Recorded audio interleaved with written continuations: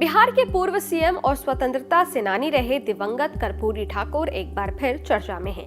कर्पूरी ठाकुर को देश का सर्वोच्च नागरिक सम्मान भारत रत्न देने की घोषणा की गई है। ये घोषणा उनकी जयंती से ठीक एक दिन पहले की गई। पिछले काफी समय से समाजवादी धुरी के नेताओं द्वारा कर्पूरी ठाकुर को भारत रत्न दिए जाने की मांग उठती रही। अब बताते हैं कि कर्पूरी ठाकुर कौन है जिन्हें भारत रत्न देने का ऐलान किया गया। कर्पूरी ठाकुर कौन है ये तो हम आपको बताएंगे ही, साथ ही जिक्र करेंगे कर्पूरी ठाकुर के उप मुख्यमंत्री और बतौर शिक्षा मंत्री रहते लिए गए उस फैसले का जिसके लिए कभी उनके नाम के साथ जोड़कर बिहार के युवाओं का मजाक उड़ाया जाता था। नमस्कार, मैं हूं अदिति शाह और आप देख रहे हैं न्यूज नेशन डिजिटल। बात 1967 की है, जब कर्पूरी ठाकुर पहली बार बिहार के डिप्टी सीएम बने थे। उस वक्त वो बिहार के शिक्षा मंत्री भी थे। डिप्टी सीएम रहते हुए कर्पूरी ठाकुर ने मैट्रिक की परीक्षा में अंग्रेजी की अनिवार्यता को खत्म कर दिया। इस फैसले के बाद उनकी खूब आलोचना हुई। उस दौर में अंग्रेजी में फेल मैट्रिक पास छात्रों का मजाक उड़ाया जाता था, ये कहकर कि कर्पूरी डिवीजन से पास हुए हो। कर्पूरी ठाकुर के इस फैसले की वजह से भले ही तब उनका मजाक उड़ाया गया, लेकिन इससे गरीब वंचित वर्ग के छात्र बड़ी संख्या में आगे बढ़े और उच्च शिक्षा में आए। इसके बाद बिहार के समाज और राजनीति का चेहरा बदला। उन्होंने शिक्षा को आम लोगों तक पहुंचाया। इतना ही नहीं, कर्पूरी ठाकुर की वजह से ही मिशनरी स्कूलों में हिंदी में भी पढ़ाना शुरू हुआ। बाद में जब वो सीएम बने तब राज्य के सभी विभागों में हिंदी में काम करने को अनिवार्य बना दिया गया। कर्पूरी ठाकुर देश के पहले सीएम थे जिन्होंने राज्य में मैट्रिक तक मुफ्त पढ़ाई की घोषणा की थी। इसके साथ ही उन्होंने बिहार की दूसरी राजकीय भाषा का दर्जा उर्दू को दिया। बात रोजगार की करें तो उन्होंने एक कैंप आयोजित कर 9,000 से ज्यादा इंजीनियरों और डॉक्टरों को एक साथ नौकरी दी।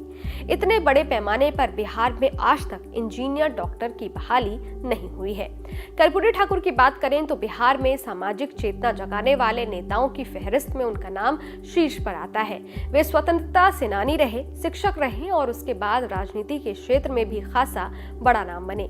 बिहार में हमेशा से ही सामाजिक न्याय के लिए संघर्ष करने वाले नेताओं में कर्पूरी ठाकुर का नाम बड़े अदब से लिया जाता है।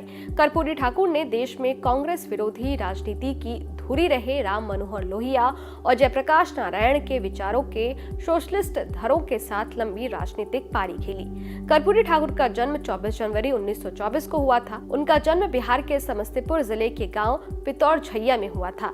इस गांव को अब कर्पूरी ग्राम कहा जाता है। इनके पिता का नाम गोकुल ठाकुर और मां का नाम रामदुलारी देवी था।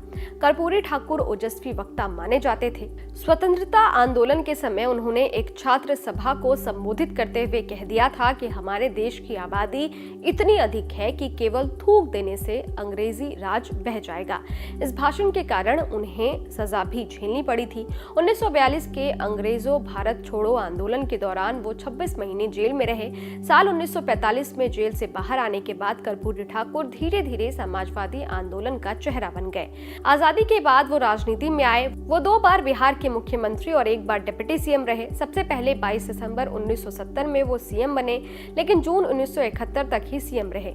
इसके बाद 1977 में दूसरी बार जनता पार्टी की सरकार में मुख्यमंत्री बने और 1979 तक इस पद पर रहे। वो बिहार के पहले गैर कांग्रेसी सीएम थे। कर्पूरी ठाकुर ने पिछड़ों के लिए काफी काम किया। सीएम रहते हुए पिछड़ों को 12% आरक्षण भी दिया। माना जाता है कि लालू यादव और नीतीश कुमार सहित तमाम नेताओं ने राजनीति का ककहरा कर्पूरी ठाकुर से ही सीखा। 17 फरवरी 1988 में 64 साल की उम्र में उनका निधन हो गया। ये वीडियो आपको कैसा लगा? इस वीडियो पर आपकी क्या राय है? कमेंट बॉक्स में जरूर बताइएगा। शुक्रिया।